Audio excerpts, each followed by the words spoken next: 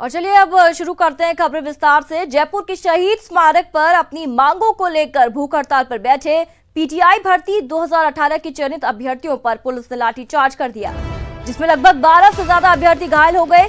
घायल अभ्यर्थियों को एसएमएस के ट्रॉमा वार्ड में भर्ती कराया गया। आपको बता दें, अभ्यर्थियों ने बताया कि सरकार पिछले 8 महीने से पीटीआई भर्ती 2018 का फाइनल रिजल्ट नहीं निकाल रही, जिससे परेशान होकर देश भर से 500 से ज्यादा अभ्यर्थी शहीद स्मारक पर कई दिनों से धरने पर बैठे थे। लेकिन रात होते ही पुलिस ने अभ्यर्थियों पर लाठीचार्ज कर दिया, जिससे कई अभ्यर्थी घायल हो गए हैं। आपको बता दें, अभ्यर्थियों ने सरकार से पुलिस के खिलाफ सख्त कार्रवाई की मांग की। तो हम आपको तस्वीरें भी दिखा रहे हैं। यहाँ पर 12 अभ्यर्थी घायल हुए हैं जयपुर के शहीद स्मारक पर अपनी मांगों को लेकर। दरअसल पीटीआई भर्ती 2018 की चयनित अभ्यर्थी धरने पर बैठे थे, लेकिन इसी दौरान पुलिस ने लाठीचार्ज कर दिया।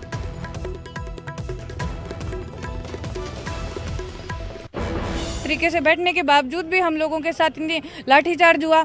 मेरे साथ की जो लड़कियां हैं उनके चोटें लगी है। कम से कम हम लोगों के 8-10 लोगों के चोटें लगी हैं जो अभी अंदर एडमिट है, और डंडे तो सर सबके पड़े हैं। हमारे जितने साथी थे उन्होंने मतलब बैठे थे। करीबन 4 बजे के बाद में पुलिस वाले आए, बोले कि हटो यहाँ से। तो हम लोग बोले हम भूख हड़ताल पे, तो हमें ज़बरदस्ती रात होने का इंतज़ार किया है, और फिर बाद में सब पे लाठीचार्ज किए। मेरा फ़ोन तोड़ दिया गया है, मेरा चश्मा तोड़ दिया गया है। आज शांतिपूर्वक की जो चयनित अभ्यर्थी शहीद स्मारक में बैठे हुए थे और मांग कर रहे थे कि हमारी किसी डेलीगेशन, किसी मंत्री से वार्ता करवाई जाए। 4 बजे तक का समय था, लेकिन हमारी वार्ता नहीं करवाई गई। जैसे ही अंधेरा हुआ, पुलिस ने उसका फायदा उठाया, लड़कियों के साथ लड़कों के साथ मारपीट की। और अभी एसएमएस हॉस्पिटल में सब लोग मौजूद हैं, लेकिन जिनके चोटें लगी है उनका उपचार भी नहीं चल रहा, नहीं उनका कुछ भी नहीं उपचार चल रहा है। तो पुलिस ने जो हमारे साथ लाठीचार्ज किया है उनके खिलाफ कार्रवाई भी करे। और अब बड़ी खबर आपको बता दें, श्रीगंगानगर से यहां पर बोलेरो सवार बदमाशों ने एक युवक पर फायरिंग की। घायल दयाल जाखड़ को अस्पताल में भर्ती करवाया गया है। सूरतगढ़ सिटी पुलिस ने बदमाशों की तलाश शुरू कर दी है। आपको बता दें, नाकाबंदी की साइड देने की बात को लेकर फायरिंग हुई। NH 62 के कमल होटल के पास ये पूरी घटना हुई। तो पुलिस फिलहाल नाकाबंदी कर बदमाशों की तलाश में जुट गई है। बड़ी खबर आपको बता रहे हैं, श्रीगंगानगर से यहाँ पर बोलेरो सवार कुछ बदमाशों ने एक युवक पर फायरिंग की। तो वहीं जिसका नाम दयाल जाखड़ है, वो फिलहाल गंभीर हालत में अस्पताल में भर्ती है। आपको बता दें, सूरतगढ़ सिटी पुलिस ने नाकाबंदी कर बदमाशों की तलाश शुरू कर दी है। दरअसल ये जो पूरा मामला था वो साइड देने की बात को लेकर हुआ, जिस पर बदमाशों ने फायरिंग कर दी। NH 62 के कमल होटल के पास की ये पूरी घटना है।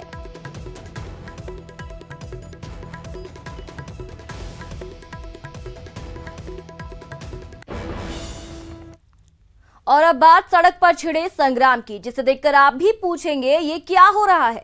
हनुमानगढ़ और दौसा की 2 तस्वीरें आपकी टीवी स्क्रीन पर है। हनुमानगढ़ में युवक की पिटाई का वीडियो सोशल मीडिया पर वायरल हो रहा है। तस्वीरें देखिए, एक महिला और युवक मिलकर लाठी डंडों से दूसरे युवक की जमकर पिटाई कर रहे हैं। जानकारी के मुताबिक जिस युवक की पिटाई हो रही है वो हिस्ट्री शीटर है, और दोनों पक्षों के बीच किसी बात को लेकर विवाद चल रहा था।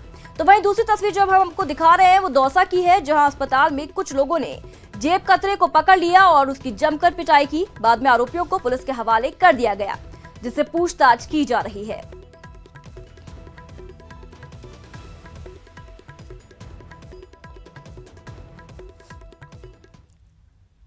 और अब बड़ी खबर आपको बता रहे हैं रतनगढ़ से। यहां पर गाय को बचाने के चक्कर में 2 ट्रॉलों की भिड़ंत हो गई। एक चालक और 2 अन्य लोग घायल हो गए हैं।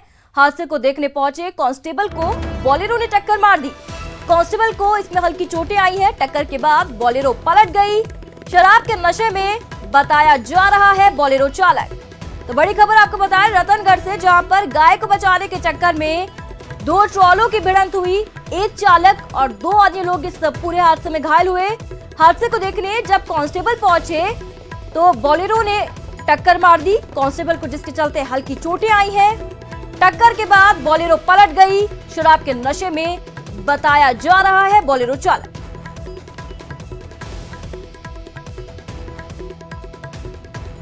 तो यहां पर देखिए कैसे एक के बाद हादसे हुए। गाय को बचाने के चक्कर में पहले 2 ट्रॉलों की भिड़ंत हुई, जिसमें एक चालक और 2 अन्य लोग घायल हुए। जब इस पूरे हादसे को देखने कांस्टेबल वहां पर पहुंचे तो एक बोलेरो ने उन्हें टक्कर मार दी, जिसमें कांस्टेबल को हल्की चोटें आई। टक्कर के बाद जो बोलेरो थी वो पलट गई। और आपको बता दें कि यहाँ पर जो चालक है वो शराब के नशे में बताया जा रहा है।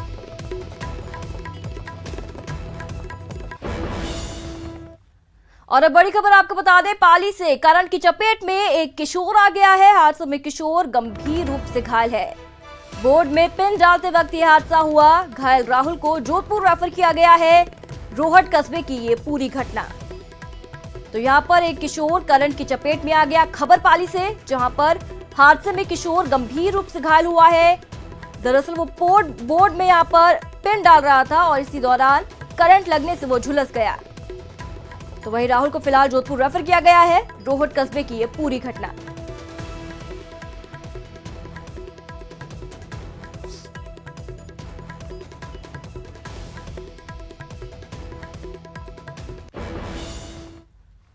और अब बड़ी खबर आपको बता दें, कोटा से, जहां पर अनंत चतुर्दशी के दौरान तेज बारिश और हवा के चलते कैथुनी पोल थाने के पास बना विशालकाय पंडाल धराशायी हो गया। हादसे में 3 बच्चों को चोटें आई हैं, जिसमें से 2 बच्चों को अस्पताल में भर्ती करवाया गया। आपको बता दें, पुलिस प्रशासन की सतर्कता से समय रहते काबू पा लिया गया, जिसके चलते बड़ा हादसा यहां पर होने से टल गया। घायल बच्चों को लोकसभा स्पीकर ओम बिरला के प्रोटोकॉल में लगी 108 एम्बुलेंस से अस्पताल पहुंचाया गया। धराशायी पंडाल को मार्ग से हटाने के बाद अनंत चतुर्दशी की शोभा यात्रा को फिर शुरू करवाया गया। तो देखिए यहाँ पर कैसे जो पंडाल है वो पूरा धराशायी हो गया। तेज बारिश और हवा के चलते कैथुनी पोल थाने के पास विशालकाय पंडाल बना था, जो देखते ही देखते धराशायी हो गया। हादसे में 3 बच्चों को चोटें आई हैं, जिसमें से 2 बच्चों को अस्पताल में भर्ती करवाया गया है। पुलिस प्रशासन की सतर्कता से समय रहते काबू पा लिया गया।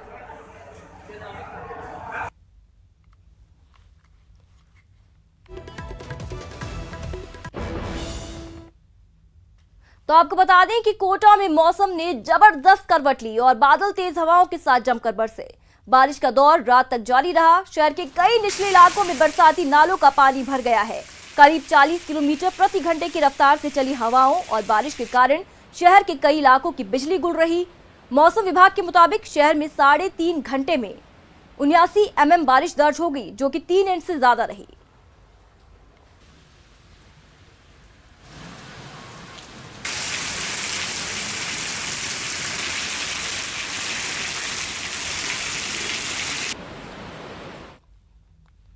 बारा के हरनादा शाहजी कस्बे के पास परवन नदी में खाल में तेज बहाव में पुलिया से रास्ता भटकने के कारण आर्मी का ट्रक पलट गया। ट्रक चालक सेना का जवान पुलिया पर पानी होने के कारण रास्ते का सही अंदाजा नहीं लगा पाया और ट्रक को पानी में उतार दिया। ट्रक के पलटने के बाद ट्रक में मौजूद 3 जवान बाहर निकल आए।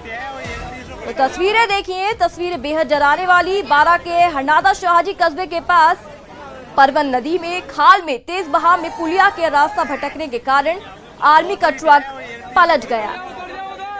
तो देखिए, ट्रक चालक सेना का जवान पुलिया पर पानी होने के कारण रास्ते का सही अंदाजा नहीं लगा पाया और देखते ही देखते वो यहाँ पर नदी के बीचों बीच फंस गया।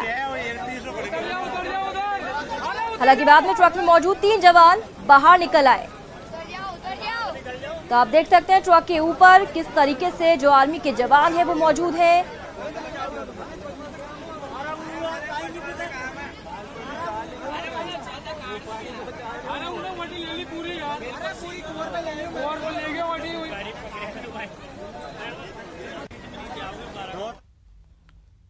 और अब बड़ा अपडेट बहरोड लॉकअप ब्रेक कांड में। आपको बता दें, पपला पर 1 लाख के इनाम का ऐलान कर दिया गया है। डीजीपी भूपेंद्र यादव ने इनाम घोषित किया है। 50,000 का इनामी बदमाश सहित 5 लोगों को गिरफ्तार किया गया। 50,000 का इनामी दिनेश कुमार गिरफ्तार हुआ। एसओजी एडीजी अनिल पालीवाल ने जानकारी दी है। आपको बता दें, एसओजी 10 आरोपियों को गिरफ्तार कर चुकी है, जिनमें दिनेश कुमार, नरेंद्र, श्याम सुंदर, जितेंद्र, विक्रम सिंह गिरफ्तार किए गए। विनोद स्वामी, कैलाश चंद, जगन खटाना, महिपाल गुर्जर, सुभाष गुर्जर को गिरफ्तार किया गया। आपको बता दें, बहरोड कांड के 7 गुनहगारों की कोर्ट में पेशी हुई। 2 आरोपियों को 2 दिन के लिए पुलिस रिमांड पर भेजा गया है। 5 आरोपियों को कोर्ट ने लीगल कस्टडी में जेल भेज दिया है। तो इस वक्त का बड़ा अपडेट, पपला पर 1 लाख इनामी राशि घोषित कर दी गई है। आपको बता दें, डीजीपी भूपेंद्र यादव ने इस इनाम की घोषणा की है। 50,000 का इनामी बदमाश सहित 5 को गिरफ्तार कर लिया गया है। 50,000 का इनामी दिनेश कुमार अब गिरफ्तार हो चुका है। अब तलाश पपला की है। पपला पर 1 लाख के इनाम का ऐलान कर दिया गया है। खुद डीजीपी भूपेंद्र यादव ने इस बारे में जानकारी दी। स्वागत है। तो इस वक्त की बड़ी खबर आपको बता दें, 26 और 27 सितंबर को बैंकों में हड़ताल रहेगी। बैंकिंग संगठनों ने हड़ताल का ऐलान किया है। दरअसल विलय और वेतन समझौते को लेकर नाराजगी जता रहे हैं बैंक कर्मी। 20 सितंबर को दिल्ली में बड़ा प्रदर्शन होगा। तो बड़ी खबर आपको बता दें, 26 और 27 सितंबर को बैंकों में हड़ताल रहेगी। बैंकिंग संगठनों ने हड़ताल का ऐलान कर दिया है। विलय और वेतन समझौते को लेकर नाराजगी है। अब 20 सितंबर को दिल्ली में एक बड़ा प्रदर्शन किया जाएगा। तो इस वक्त की बड़ी खबर, 26 और 27 सितंबर को बैंकों में हड़ताल रहेगा। बैंकिंग संगठनों ने इसको लेकर हड़ताल का ऐलान कर दिया है। और वहीं 20 सितंबर को दिल्ली में एक बड़ा प्रदर्शन किया जाएगा। और ये पूरी नाराजगी विलय और वेतन समझौते को लेकर के है।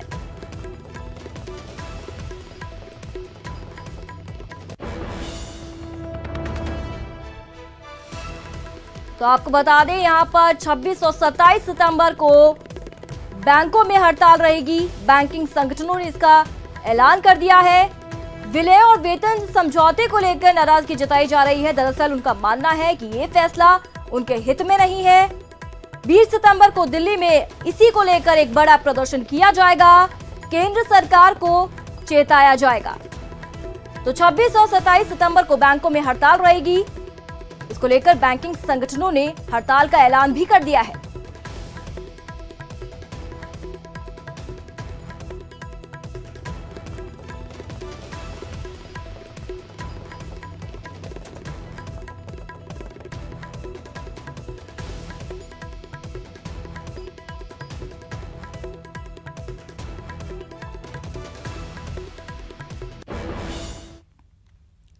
और अब बड़ी खबर आपको बता दें, भोपाल से, जहां पर एक बड़ा हादसा हुआ। गणपति विसर्जन के दौरान एक बड़ा हादसा हुआ। नाव पलटने से कई लोगों की मौत हो गई।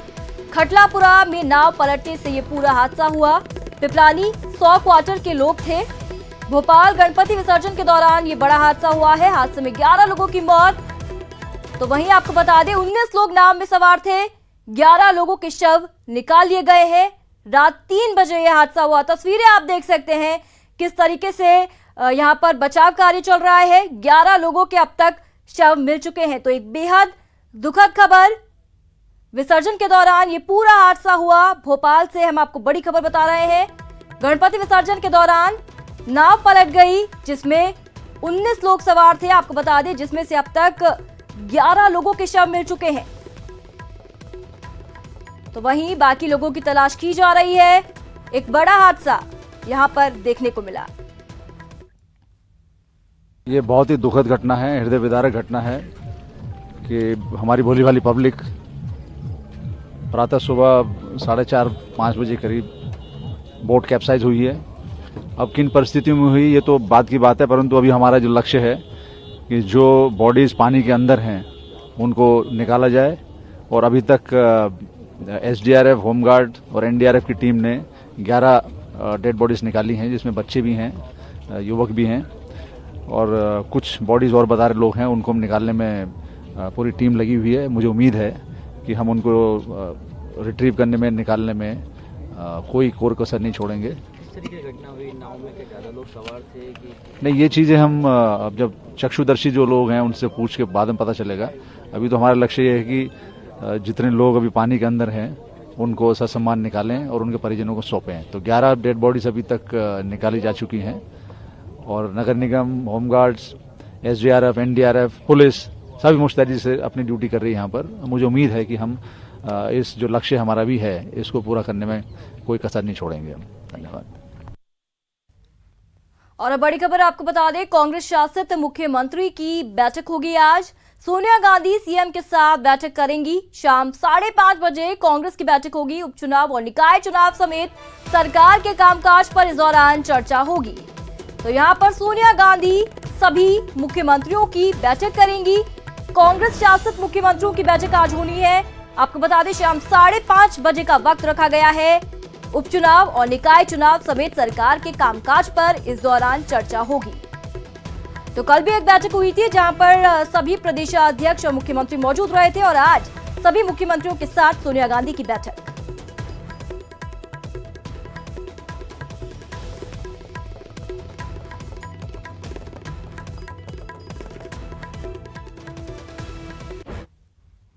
दिल्ली में कांग्रेस शासित राज्यों के सीएम और बड़े नेताओं के साथ सोनिया गांधी की अहम बैठक में पार्टी को फिर से मजबूती देने के लिए कई योजनाओं को अमली जामा पहनाया गया।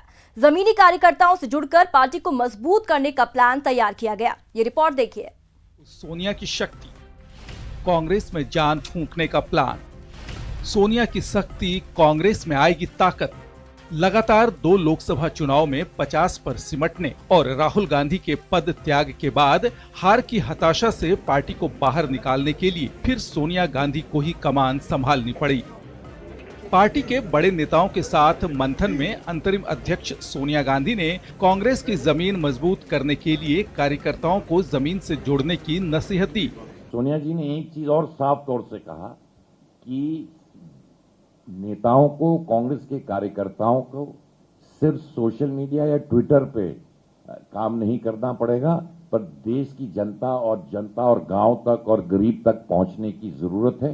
कार्यकर्ताओं की कमी से जूझती कांग्रेस अब सदस्यता अभियान पर भी जोर देगी और वक्त के साथ चलते हुए इस बार सदस्यता अभियान में डिजिटल फॉर्मेट को भी शामिल किया जाएगा। और मेंबरशिप ड्राइव के लिए ये निर्णय लिया गया कि 2 तरह के इस बार मेंबरशिप होंगे। एक जो हमारा पुराना तरीका था कि जो पेपर से होता था, जो कागज भर के हम करते थे, और इस बार उसमें हमने ऐड किया है डिजिटल मेंबरशिप भी कांग्रेस पार्टी करेगी। कांग्रेस लगातार अपने नेताओं के पार्टी छोड़ने से भी परेशान है और पार्टी इसे सत्तारूढ़ बीजेपी की सियासी साजिश मानती है। एक जो वेंडेटा, एक राजनीतिक द्वेष की वजह से ये सरकार काम कर रही है, और दूसरा जो भी इनके खिलाफ आवाज उठाता है उनके खिलाफ मुकदमे होते हैं, उनके खिलाफ दबाव दिया जाता है, या तो उनको अपने पार्टी में बुलाकर सारी चीजें समाप्त कर दी जाती, जैसे कि आप पूरे रोजाना इन चीजों को देख रहे हैं। देश की सबसे पुरानी पार्टी और दशकों तक देश में सरकार चला चुकी कांग्रेस ने मौजूदा सरकार की आर्थिक नीति पर भी हमला किया और कहा कि अर्थव्यवस्था की चौपट हालत के लिए सरकार देश को जवाब दे। सबसे जरूरी है कि आज की जो सरकार है उसको ये मानना जरूरी है कि अर्थव्यवस्था में बहुत बड़ी गड़बड़ी चल रही है। जब तक जो दिक्कत अर्थव्यवस्था में देश में है, जब तक सरकार उसी को नहीं मानेगी, तब तक सुधार नहीं हो सकता है।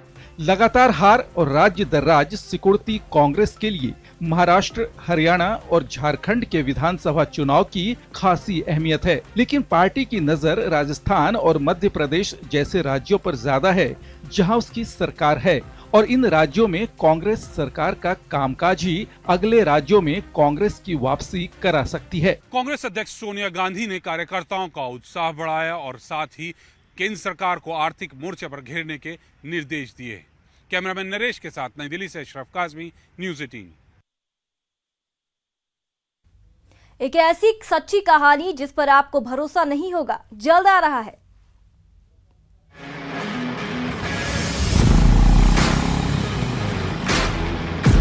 कल किसने देखा है? मैंने देखा है। कल मैं जयपुर पहुंचूंगा क्योंकि गारंटी ली उन्होंने।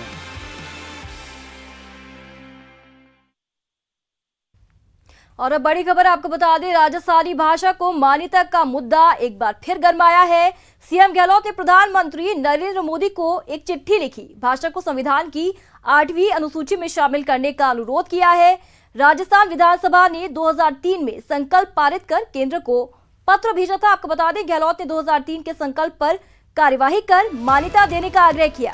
महापात्रा समिति ने भी सिफारिश की थी। राजस्थानी देश की समृद्धतम स्वतंत्र भाषाओं में से एक है, तो ऐसा मुख्यमंत्री अशोक गहलोत का कहना है कि यहाँ पर राजस्थानी भाषा को भी उसका दर्जा मिले और राजस्थानी भाषा को मान्यता का मुद्दा एक बार फिर इसी के साथ गरमा गया। सीएम गहलोत ने प्रधानमंत्री मोदी को चिट्ठी लिखी, भाषा को संविधान की 8वीं अनुसूची में शामिल करने का अनुरोध किया।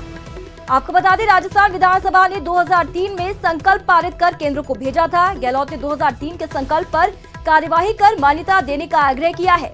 उन्होंने महापात्रा समिति ने भी सिफारिश की थी कि राजस्थानी देश की समृद्धतम स्वतंत्र भाषाओं में से एक है। ऐसा मुख्यमंत्री अशोक गहलोत का कहना है कि एक समृद्ध भाषा है, स्वतंत्र भाषा है और इसको इसका विशेष दर्जा दिया जाना चाहिए।